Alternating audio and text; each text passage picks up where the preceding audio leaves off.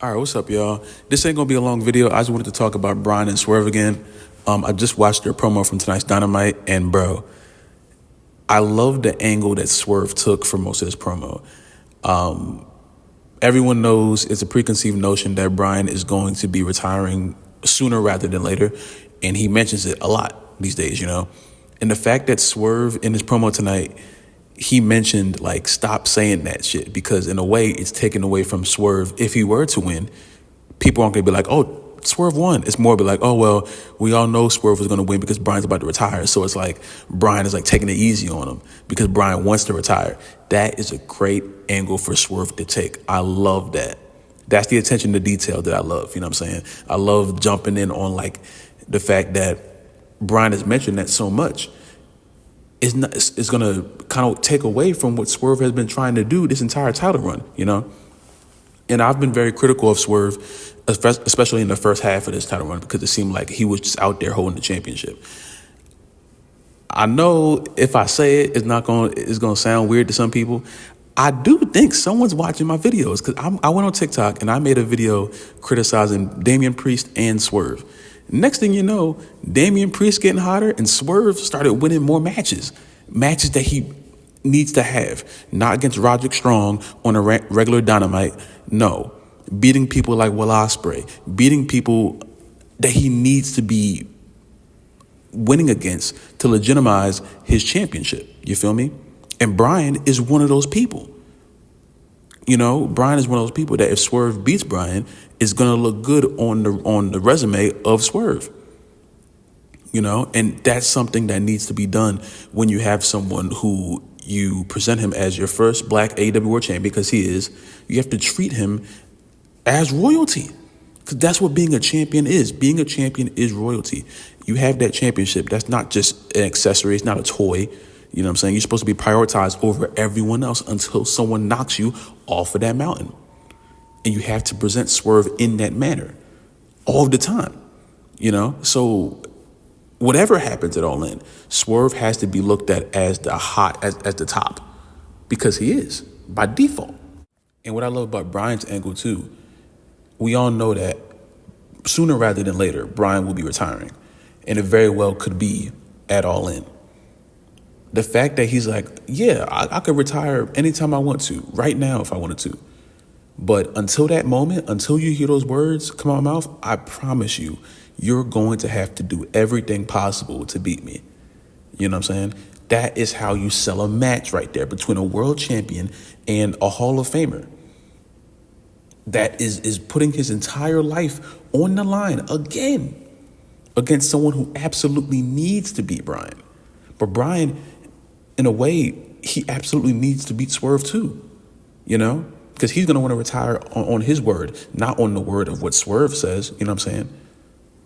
And they're going to have to do everything imaginable possible.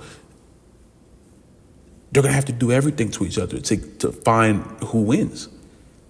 And I love that build up. I love that being the line of where we go from here as far as who wins this match. You know what I'm saying? I was already hyped for this match, but that promo between the two, it made me so much more hype. And another match that I really care about at All In, Mercedes tonight and her promo with Britt Baker proved a lot of people wrong again. People like to say that Mercedes Moné can't cut a promo because she says the B word a lot, you know. She does that laugh that she always does that is kind of cringe. I ain't gonna cap to you. But Mercedes has always been the kind of promo that can deliver what she's trying to deliver to you. You know what I'm saying? She's always been able to enunciate her words well. She's always been able to bring home a point. And for some reason, people like to say that she can't do that, which, again, I don't think about why stupid people say stupid things. But, you know, this promo tonight set this match for me.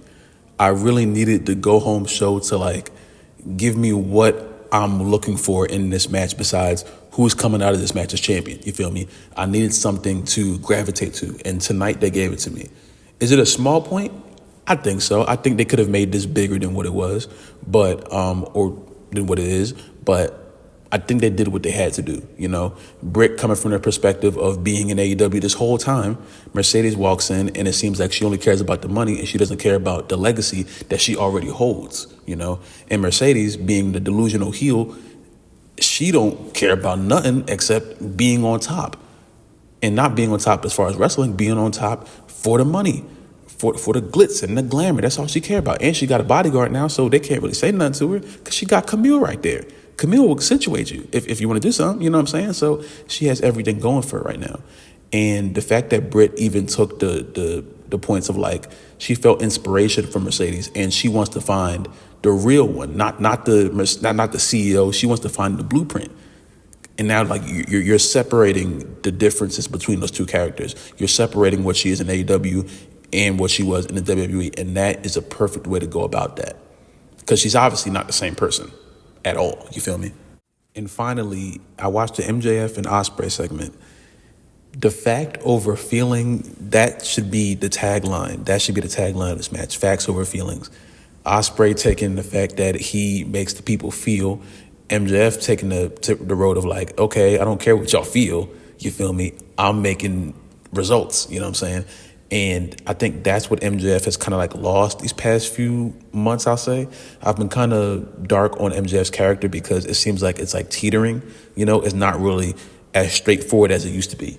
And I like the way that Osprey is like locking into him now.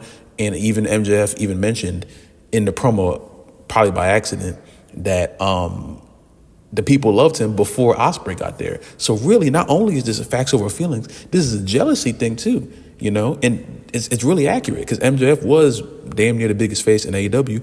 Osprey comes in, the crowd popped as soon. He's been hot since, Osprey didn't have to do much because Osprey's resume does enough for him, I think about that a lot too.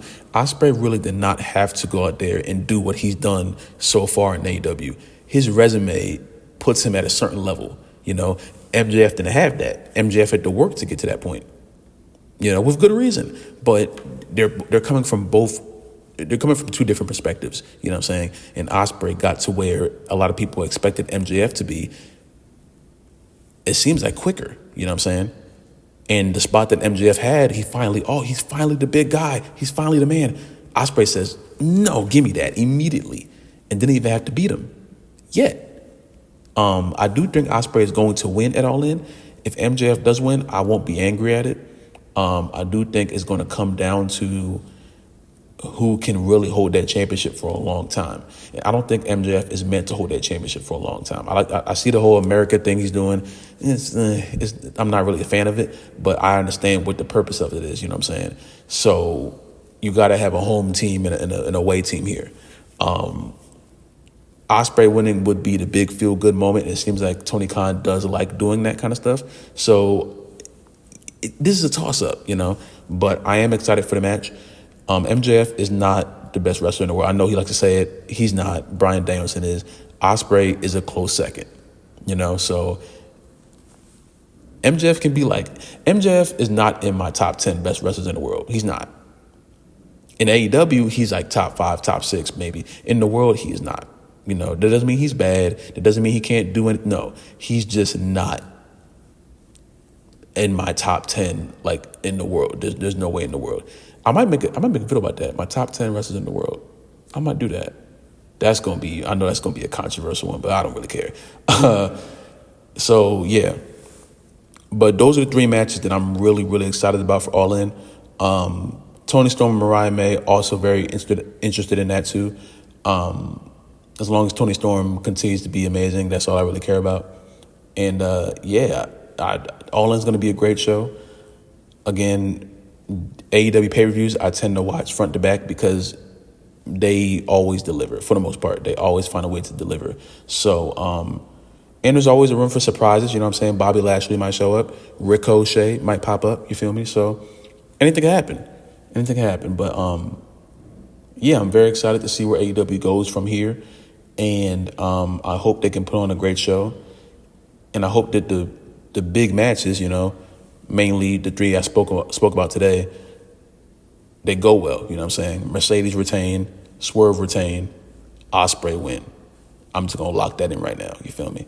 But y'all let me know how you feel about those matches and the rest of the card. And how excited are you for All In on a scale of 1 to 10? You feel me? And if you like the video, subscribe. If you're new, subscribe. If you have not already, comment down below. Kind of video you want me to do next. Message, safe drink water. I love you guys. And I will see you in the next video, man.